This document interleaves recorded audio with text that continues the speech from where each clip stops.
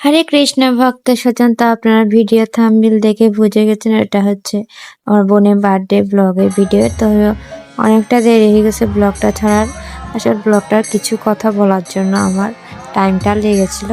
তো যাই হোক, ভিডিওটা শুরু করা যাক। তো সবাই কেমন আছে অবশ্যই কমেন্টে বলবেন। তো দামোদর মাসে আজকে প্রায় 4 দিন হয়ে গেল। তো আপনারা কারা কারা এখনও প্রদীপ নিবেদন করা শুরু করে দেন, প্লিজ দয়া করে সবাই প্রদীপ নিবেদনা স্টার্ট করে দেন। অলরেডি 4 দিন চলে গেছে 1 মাসের ভেতরে। তো দেখতে দেখতে দেখবেন দামোদর মাস খুবই তাড়াতাড়ি শেষ হয়ে যাবে।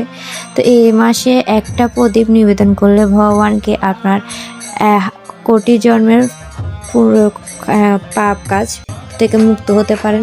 তো একটা প্রদীপে যারা আপনারা এতই পূর্ণ লাভ পান, তাহলে আপনারা কেন করবেন না আপনারা বলুন। আর অবশ্যই একটা কেউ প্রশ্ন করতে পারেন মাথা যে কেন আমরা ফলের আশায় বা আমাকে প্রদীপ নিবেদন করবো।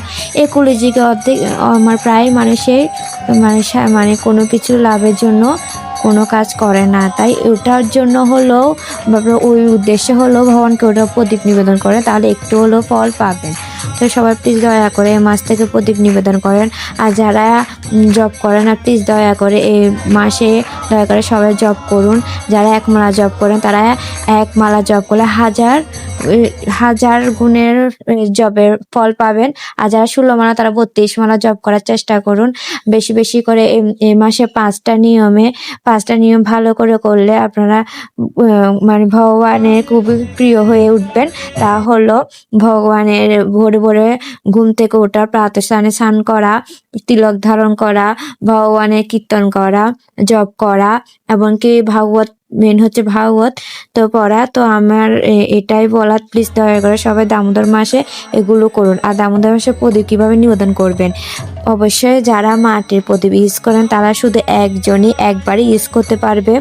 আর 2 হচ্ছে আপনারা পিতলের প্রদীপ আছে, পিতলের প্রদীপগুলো একবার দেখিয়ে আবার ধুইয়ে আবার এটা ইউজ করতে পারবেন। আর এক হচ্ছে বেশি ভালো হবে আপনারা যদি তুলসী কাঠ থাকে তাহলে তুলসী কাঠ দিয়ে প্রদীপ নিবেদন করতে পারেন। আপনারা যে কোনো সময়ে তুলসী কাঠের প্রদীপ নিবেদন করতে পারেন। আর মাতাজিদের বা অসুচের মানে মৃত্যু অসুখ, জন্ম অসুচেরা অবশ্যই প্রদীপ নিবেদন করতে হবে। আর মাতাজিদের যে পিরিয়ডের সমস্যা হয়, পিরিয়ডের সময় অবশ্যই প্রদীপ নিবেদন করতে, কিন্তু দূর থেকে। কিন্তু আপনার ঘরে যে কোনো লোক থাকে না কেন, আপনার পিরিয়ডের সময় আগে হলেও আপনি প্রদীপ নিবেদন করে রাখবেন, রেডি করে রাখবেন। শুধু ওখান থেকে আপনি দূর থেকে ভগবানকে দেখাতে পারেন। আর প্রদীপ কিন্তু বারবার বলছি দূর থেকে দেখাবেন, ভগবান তার কোনো কিছু কাজ না করে বা আপনার ঘরে যে কেউ থাকে ওদেরকে বলবেন আপনার প্রদীপটা যেন রেডি করে দেওয়া হয়।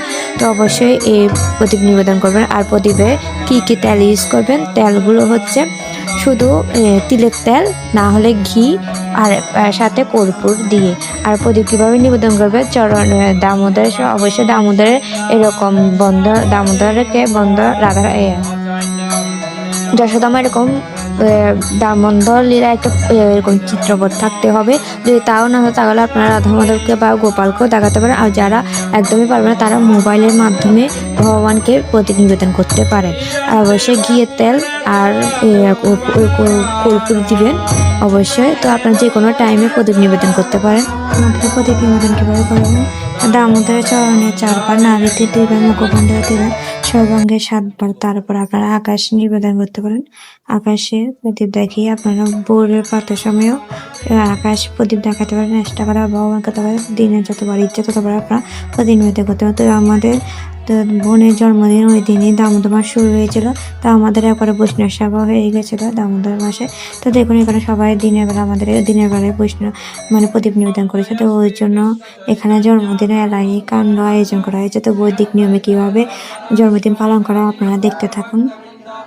তো এই সবাইকে মন্ত্র বলে ক্রিয়াটা শুরু করছে, অনুষ্ঠানটা। তো ভিডিওটা অনেক লং হয়ে যাবে, তো আমি ভিডিওটা আলাদা করে দিয়ে দিয়েছিলাম কীভাবে করতে সব।